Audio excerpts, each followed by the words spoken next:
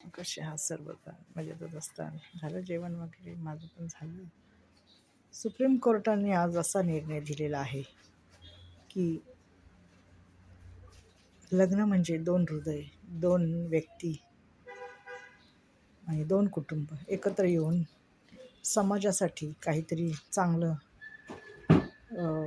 समाजापुढे एक चांगलं ठेवण्यासाठी लग्न व्हावं लागतं.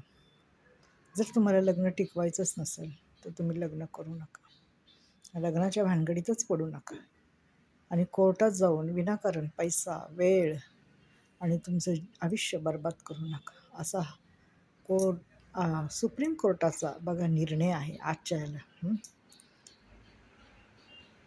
काय मिळणार आहे तुम्हाला? लग्न करायचं, 3-4 महिने, वर्ष राहायचं, 2 महिने राहायचं, 3 महिने राहायचं, जायचं बोंबलत कोर्टात. हां,